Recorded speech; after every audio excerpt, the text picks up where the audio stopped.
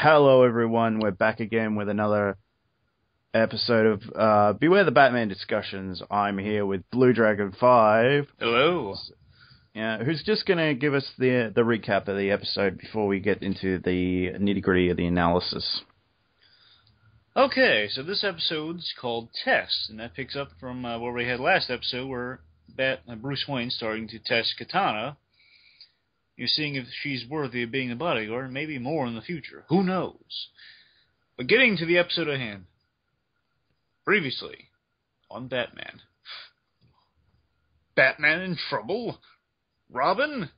In a trap? How will the dynamic duo get out of this? Oh, wait, sorry, wrong one. Yeah, I was going to say, we haven't seen Robin yet. Yeah. All right, silly me. But in all seriousness, what happens in this episode? Okay, in this episode, it just starts out with two D-list thugs, Daylist and Junkyard Dog. Just some rejected artists, one of metal, one of art, like painting. Yeah, one more of a sculptor, one more of a painter. Which actually, there's this really fun thing I noticed watching the episode for the second time. These guys appear in secrets. They do? Yeah, remember when Batman's spying on the doctor, is it Ravencroft? The fake doctor, the red herring doctor. Oh, and he beats him up, yeah. Remember, okay, that's the same guys. Yeah, okay. They're the guys in the alley. He throws the batarang when they're spray painting in the alley. That's them. Okay. You can go back in that and check that out. It's a nice little Easter egg, and they're hinting at other villains to come. They do that in this episode. I'll get to that at the end, though. What the hint for the next episode is.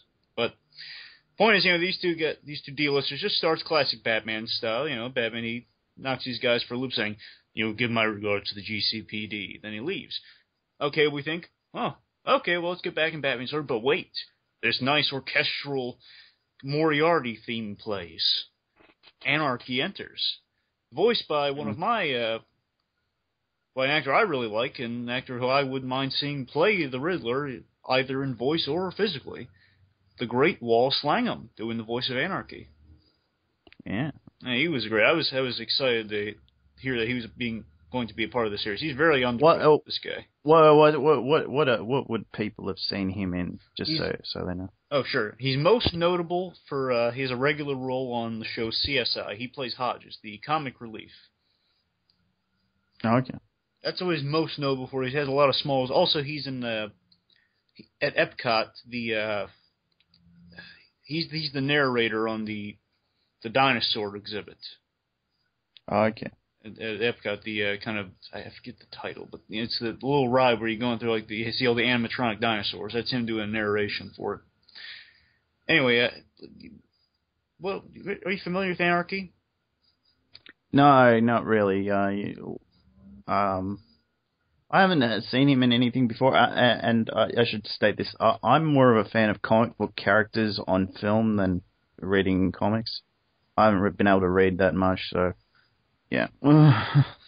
Yeah, Anarchy, he's kind of an unknown in the comics. He's used very little, and that's why I like how they're using a villain that's not really that well known, giving him a lot of credence, because this guy is a good villain. But he's a good villain. Actually, originally he was intended to be Joker's son, but they kind of ducked out of that. They decided not to do that at the last minute. There's going to be this big reveal that, he's Joker's son at the end. But yeah, he has his own story called Batman Anarchy, so check that out if you'd like to know more about this character. He looks radically different than this. Yeah. Yeah, because in the comic he has this kind of cool, expressionless mask, kind of like that V from Vendetta guy. Not really. It gets quite a bit of expression through it. When I say expression, I mean the mouth doesn't move on his mask, does it? Yeah, it does. Oh.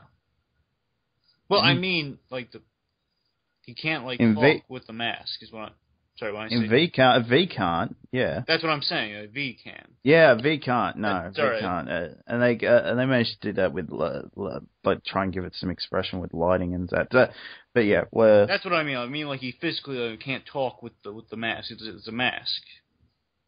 Yeah, but Anarchy can because he's got plenty of expression in that because it's animation. Exactly. And it works. I kind of wish we didn't see the mouth moving, but it's fine what they did. I'm saying it's different than what we got in the comics. So I'm just going to say design wise. That's all. a lot of cases for like Batman in his black bat suit here in animation, that sort of stuff. But anyway, I'm sorry to detract it, but we're talking about it as we're going through it.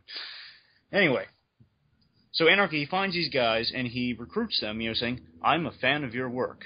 I'm going to give you your tools." Daedalus, Daedalus is the artist, and Daedalus is voiced by the voice of Cyborg in Teen Titans. Yeah. And you have Junkyard Dog. Yeah. Junkyard Dog, he's in the comics, and again, they're getting these. I love how they're just taking these unknowns and giving them roles in the series. I always like that. It's like it's like with in Secrets, the way I have with Lunkhead. Yeah. Lunkhead don't like that. Yeah. Lunkhead brain hurts. But that's it. It's always a nice touch. And again, he's like, I love the description I heard of the Anarchy in the panel for Beware the Batman. It was that this is the guy, and this is in this episode verbatim. So I guess this is what they were hinting at mainly. But see if it plays in anything later on. This is the guy who's like going to be in the alley after the guys are running away from the failed bank robbery. He's going to give them weapons. And this is what happens. That's the kind of guy Anarchy is, and they're playing with that here, and I like that. How did you feel? I thought that this guy was going to be recruiting more people, to be honest with you. I thought that he would recruit more than these two guys, but it was a good starting point, good introduction to the character if you haven't seen him before. So I'm sure I'm sure that's going to come into play more. It's going to be with more villains. Like in the animated comic, that was kind of the prelude to this series. They had Anarchy in it, and it was basically Tobias Whale. Who, Tobias Whale, he does this this deal on the sea by the docks, and it goes south, and he says, "Well, Anarchy, I did what you said. You got to pay me money." He says, "I wouldn't dream of doing anything else. You did what I wanted you to do. You're not mad?" He says, "I just wanted to see Batman in action. Now I have a worthy opponent." So it was a prelude. Comics, cool. So I'm sure it's going to come in the picture like more examples. And again, keep in mind they did hint at Anarchy previously. Yeah. First episode with the society, and then the key with the A on it. I'm sure it's going to play in later on. That's what I'm thinking. But more on that momentarily. But anyway, Katana. How did we feel about Katana's arc in this episode? Keep in mind, she's being tested. Yeah, she's being tested as she goes through the workout room, and I'm like, come on, that girl's got to be a bit more suspicious of the so-called workout that Batman, that Bruce Wayne does, and she seems to be inching closer and closer to the secret. I'm glad they didn't wrap this all up in one episode. So we're getting arcs in this thing. We're getting arcs and character progression, which is always a nice touch. Yeah, when this is gonna this I'm getting the distinct impression is going to be a really arcy show, which I do like. It's like I prefer arcy more than episodic, and makes sense. I think, Anarchy. Yeah, arcy, yeah. Sorry, dumb joke. Yeah, more arcy things going on, and well. And I think that's a good idea. I mean, it's a Batman show, so it's obviously going to get more than one season. So they're really playing this well. I mean, I'm hoping that we get at least 4 seasons out of this. And so I'm just saying. Let me finich up here. Oh, sure. She does the workout thing, and then Alfred's pointing out that she's doing well, and Batman says, well, even an Olympic gymnast could do well at that, but it's not worthy enough. It needs more than just someone that can beat people up and do that. And that's hinted at it later on, that this Katana is going to need more than just the muscle and the fighting skills to be worthy of whatever job that she's going to come up with. Yeah, so for Batman to approve of her. Yeah, for him to approve of it. That's what I was looking for. Yeah, so that's awesome. So we leave that plot, and then we see the two guys obviously doing their thing again, tearing up the city. Yeah, Yes. particularly an art museum. That comes into play for what I think they're going to try to do. Yeah, did you notice the name of the Queen? The art museum? Yeah, Queen. Yeah. Let's talk about the chess parallels, would you? I didn't buy that for a minute. What? I didn't buy that. No, I'm a chess player, and I'm like, I always saw. I didn't see white as a symbol of anarchy and that, because I usually play black, of course. I'm not one for order and all that. I mean, I never saw that. I'm like, really? That's what you're going with? It's kind of cool, but like, well, I never saw. Sorry, I never saw that chess like that. So. Yeah. Well, I don't think that's the parallel they're trying to go. I think they're going for an opponent, like an opposite to Batman. Yeah. Black. Because literally Batman in the series, unfortunately, now it's official with this. He's in like an all-black costume. It's not going to become gray at all. Maybe one could hope, but either way, it's a minor thing. But the point is, kind of the black and white, because it's represented by their costumes, first and foremost, but also like the opponent, the kind of struggle they're going to go into. Because they are trying to build anarchy up like Moriarty. That's been their kind of conceit with them. Making Batman more of a detective, they're making this guy kind of his Moriarty. I think that relationship does get through in this episode a little. Yeah, I don't think it gets through as much as they probably wanted to be honest. I'll concede that, it's not... This episode's good. It's not as good as Secrets, but I think it's a good... Like, Anarchy needs some room to grow. I think this is a good step. Stuff just needs some room to grow. Like, think about Katana. She has a lot of great detective work in this episode herself. Yeah, I see this as more of a, Christmas with the Joker type thing. Yeah, it's like it's a good opening act, but we're gonna need more from this guy for me. For me to buy that this guy is going to be the Joker for the series, or at least this, I'm hoping just for the season. I need more. I'm gonna need more. I'm definitely sure we're gonna get more. I'm just saying that. Well, I mean, I just think Christmas with the Joker's a little harsh. So I did like this episode. I had a lot of good. I liked Christmas with the Joker, but I'm just saying that was like one of the first times we saw a Joker. Yeah. So, this was, and that was good. But I'm gonna need more. Yeah, I'm gonna need something like.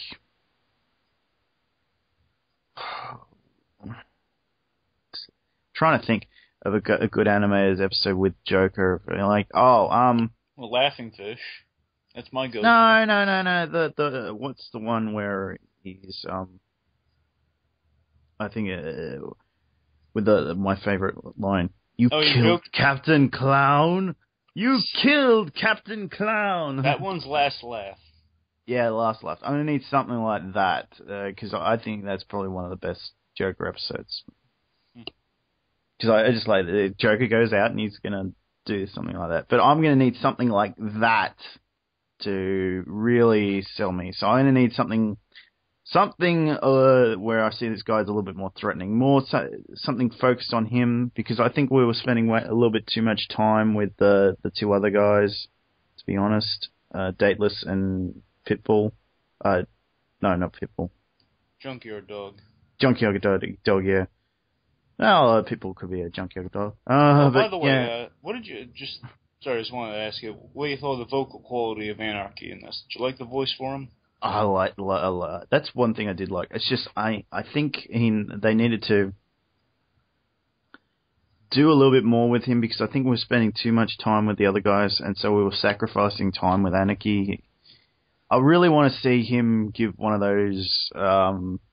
Villain speeches. Another big evil villain speech from the like something from the shadows or something. Yeah. Well, exactly. I like that he's like a background player. He's the manipulator of the events. I like that. Like he's just kind of giving them the tools to be villains. It's just kind of putting the pieces into motion. So he is like the player, the chess player in that. The chess master, yeah. And I liked that we got a good fight between the Batman and him. This guy's a physical match as well as a mental match. Yeah. It's always an important quality to have. But yeah, also, Yeah, I love Katana's detective work with the hand thing. Apparently she shakes Bruce Wayne's hand, then she has his handprint, which is cool. And I'm just gonna say this: I have to assume that Bruce Wayne disabled the buttons, or else Katana's not really thinking things through. Because one of those buttons on the elevator should lead her to the Batcave. Yeah, but she pushed the wrong button. Well, yeah, she did push the wrong button. So I'm saying, don't you think she would have pushed all the buttons if she was trying to find out who Bruce was? No. I think she's like... I think eventually she'll do that, but I think something's gonna send her back to the fireplace. So I'm not... Because, like... I'm saying, like, Bruce Wayne's, like, he's prepared for that outcome. That, okay, she's... Yeah, I think something's going to happen. Something's going to... We didn't really get to see what the heck the deal was, how to get to the Batcave. So maybe that's, like, the default thing. It goes there and then goes to the fireplace. So maybe... I don't know. Maybe... I don't think she pushed the right button to go to the Batcave, to be honest. Well, I mean, I know she didn't push the right button, so I'm saying that after she visits that room, I would expect her to visit other rooms before she's meeting where Batman is at the end of the episode. Yeah. Is what I'm expecting, but I'm just thinking that Bruce Wayne had the forethought, like, disable all the other levels of the elevator. But that, I don't know. No, I think you got to push more than one button to go to the Batcave. Maybe it's like a secret panel or something you got to push. I don't know. I'm waiting to see what the deal with that is, because it was kind of a little bit too easy that you get that. Bruce Wayne is testing how perceptive she is on things. Yeah. Because, he led her to the fireplace, suggesting there's something there. And yeah. In the secrets. Literally at the end of secrets. But yeah, overall, what do you think of Anarchy's plot? What? Cause chaos? Well, yeah, let me actually... Yeah, essentially, that's all he's doing. He's just, here, let me give you these, and go do something... It's not... There's no end game to it, so... Well, seeing if he can actually start the game with Batman by putting... No, I don't think he's starting anything. I think he's just out there to cause chaos, which is what an anarchist does. Well, I mean, yeah, he is. Yeah, by the way, I don't think that's a great idea for anything. Pure anarchy will never work, but true. Well, what I mean is, I think you should say seeing if this guy can contend with him by seeing him cause anarchy, seeing what will happen. He sees if this guy's truly an opponent, he can just cause anarchy without problems. Yeah, I think he's like, today I want to go up against Batman. Okay, I went up against Batman. Now what? I don't think he... Well, let me say this. Anarchy is, at this point in the series, as I think this might change, he's different than his counterpart in his philosophy also. Because anarchy is more literally against social order than just causing chaos. I think it's healthy to have a little bit of both, but I like how they keep it open that it still could turn into that real against social order, against society. Yeah, I think what we're going to... I think I'm going to need another... Unfortunately, I have to say this. They didn't give me enough, really, to say, oh, I want to see this guy again. I'll argue it's good. I want to see this guy next episode. I didn't... I think he's the least developed out of all the villains that we've seen so far. And that's not to say that this is a bad episode. It's just like, well, they're taking their time with him. Yeah. It's not bad. They had the same thing. I mean, we got. Okay, let me go with this. We got plenty to do. We got plenty of understanding of Magpie, the DC one. Yeah. And we kind of got to understand Lunkhead, Professor Pig and Toad. Yeah. the problem with this one is we spent so much time with those two other guys that we didn't really get to find out enough, really, about Anarchy. Yeah. Well, and by the way, I think he should have been wearing red. Yeah, it would have been. But I guess they're really going for that chest parallel, kind of that Moriarty, like opposites thing. But it's not. I'll see where it goes. We have to see where it goes. So I think they're just building to it slowly, which I think it could be a good move. Just seeing how they see it in. Like they see him in for a few episodes, then really deliver after we've kind of got more of this guy and we get more of an understanding. Like Professor Pig and Mr. Toad. We didn't really get why they're doing. We just knew, okay, they're for the environment, they're eco-terrorists. We don't know precisely why. But I got a lot more out of them, is what I'm saying, than what I got out of this guy.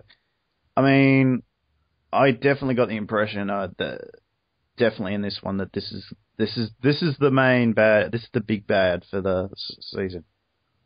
Oh yeah, I like how he has. I didn't. I'm going to need to see him at least once more. If they're going to do a two-part cliffhanger with this guy, I'm going to need more.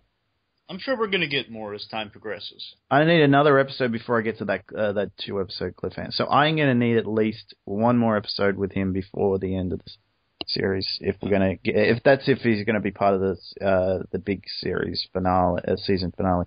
I'm certain we're going to get that, but keep in mind he's going to be manipulating other people. Well, not manipulating, he's going to be giving weapons or stuff. He's going to be doing stuff with other people. Yeah, I'm going to need... what I'm saying too, mate, is that I don't think we got a good... I think we probably, in grand totals, probably spent about 5 minutes with this guy. Yeah. And I'm sure we got more than that with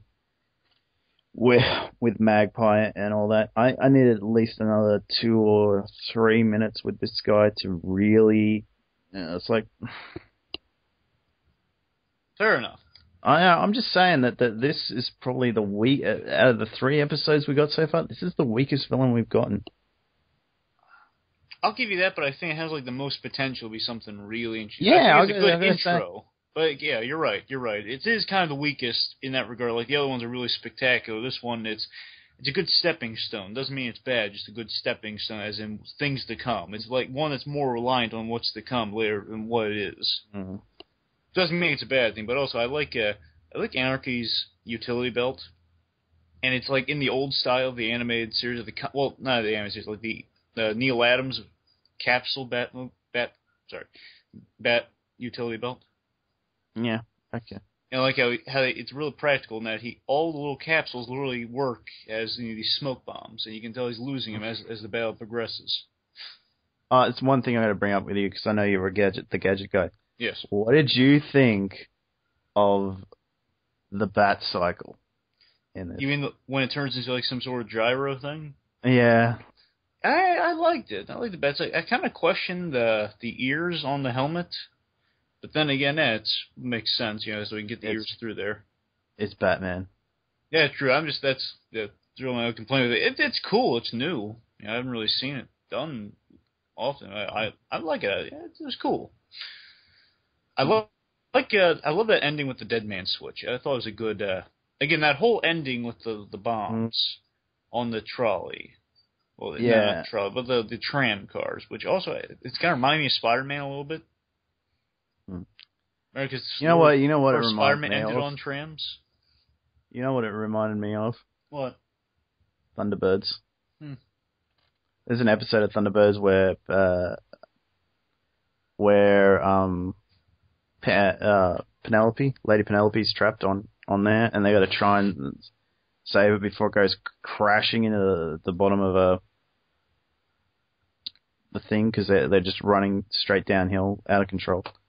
And they got to try numerous things, and they got these big heavy magnets, but they keep sliding off, and they got to keep doing stuff, and it's just like, this was good. It's just like, I've seen this sort of thing done numerous times. Not to say that it's a bad thing. It's been a while since I've seen it, but let me ask.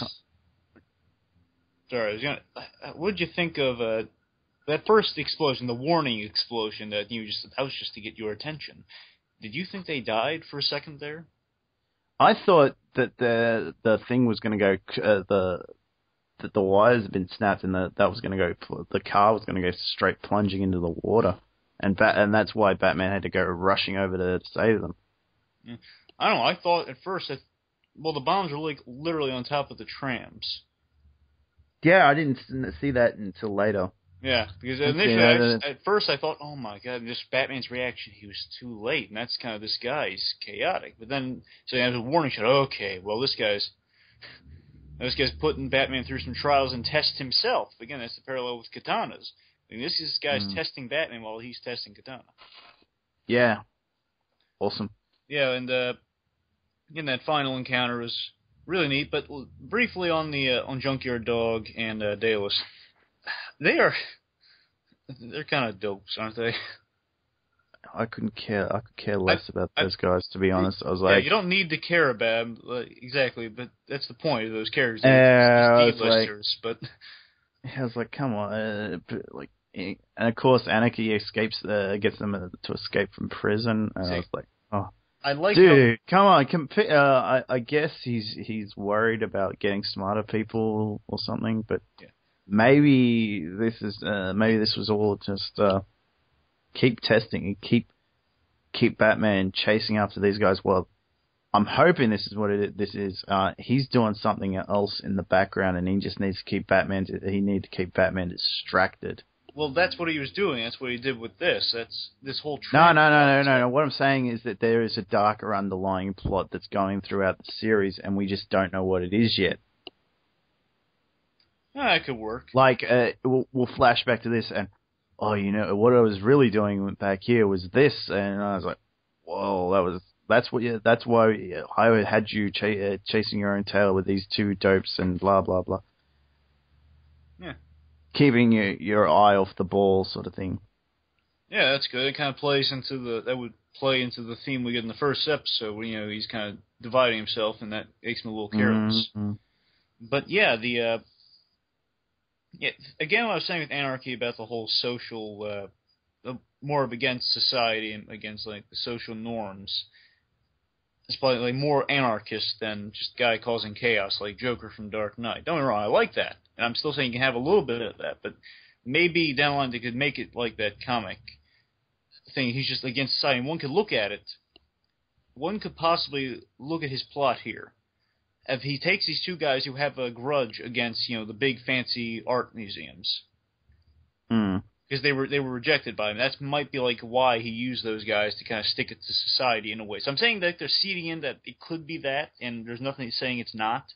But otherwise, it could just be him just causing chaos for the heck of it, which works either way. It could work as a little both. But we'll see with it. I can't speak 100% because we'll see what happens down the line. But also, just pointing out how dumb these two guys are. Dale's like, when the prison cells are getting red, as they're like being vaporized. The bars. Yeah, the bars. Prison bars at the window. He puts his hand on the bars and burns it. What did you think was going to happen?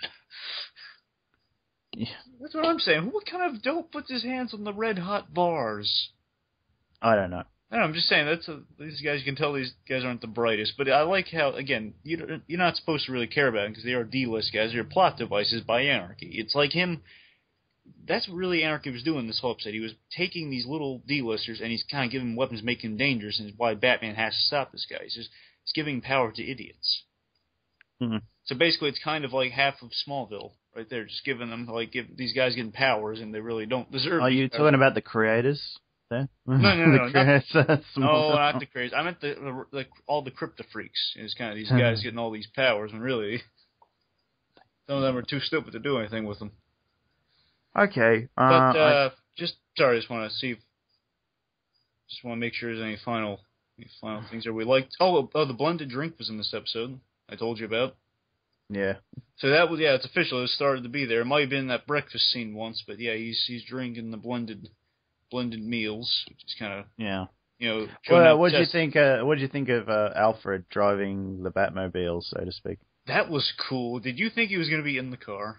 Yeah, I thought he was in the car. I was like, and then it was like, I wish he had let me drive the thing. I was like, oh, that's still just as cool. But that was like using a PlayStation remote to drive it. Yes, I'm just gonna button mash right now. That would be cool. Have a PlayStation. I wish I had like a Batman PlayStation controller.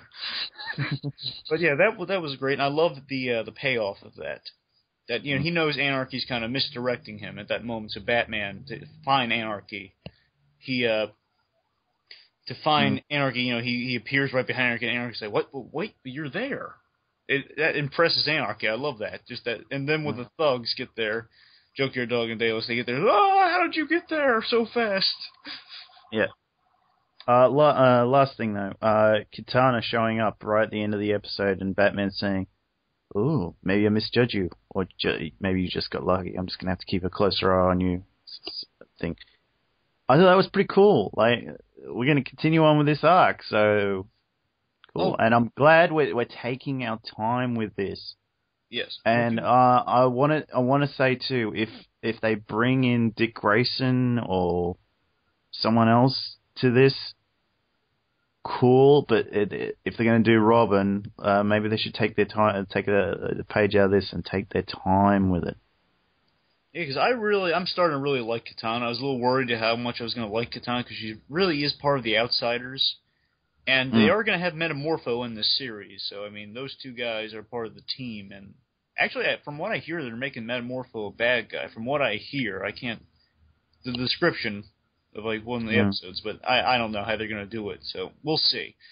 But again, I'm liking Katana a lot more each episode, especially this one. And I like the detective things in this episode are really cool. Like Batman, like Alfredo saying, "I used to be in the Secret Service. Now I'm taking swabs from a shoe print." They have that, and him like Batman researching the location. That's how Katana uses that to find him later on. But would you like to hear the hint that they have in this episode to the next episode? Yeah, sure. Okay, now, at first I was thinking this is like a little random, but it has a purpose. When I found out, remember the sword that's in Katana's room? The glowing green sword? Yeah. Okay, that has a purpose. Now, would you like me to kind of spoil it here for what the next episode's going to be? I just let that there. So that's the clue. Okay, that's the clue. Yeah. We might do that from now on. Just you can do that. You can give us the clue. So it's something to do with that sword, and we'll figure it out for the next episode. Okay, so yeah, that sword is going to play a big role, and is going to play a role in the next episode. Cool. Okay, so it's I was thinking of something along there was something to do with it. Something awesome was going to happen with that sword anyway. So. Well, you and everyone's going to like what's going to happen next. Yeah. Anyway, so we don't rate these, so I gotta say, I probably would have at the end of this episode, I probably would have been a little bit hesitant to watch the next episode, but we're gonna try and keep up with that. Overall, I'm sorry, I was good. Go ahead. Yeah. Overall, what? Overall, I was gonna give my thoughts. Overall, I liked this episode. Yeah, that's about all I can say. Is I liked it. I didn't hate it.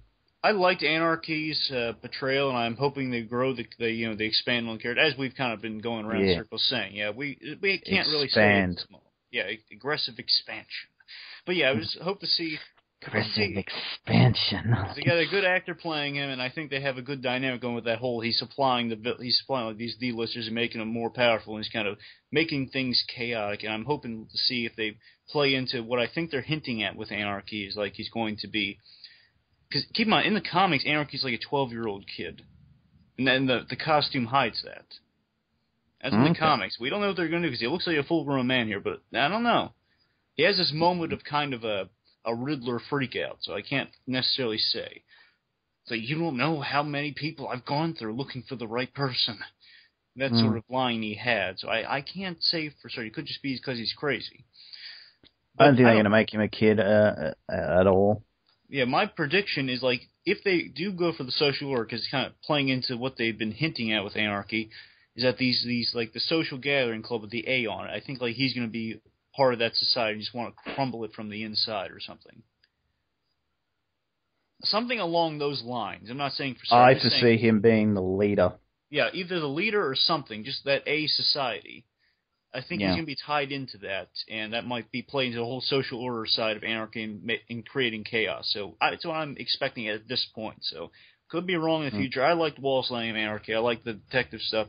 Overall, good episode. I think it needs room to grow for the future. It's a good just intro episode. I think for my last things, this episode, it was the weakest so far, but not to say that it wasn't that strong. It's just that this was come across as an intro to a character, and I don't think we spent enough time with him. It's like the pretty poison of a Batman animated series. Not bad, good intro to a character. It's not I've got Batman in my basement that way intro wise, because that wouldn't be good. But so I think we're going to end here. Remember, folks, beware the Batman. Beware the Batman! Thank you, and we will be back later. See you.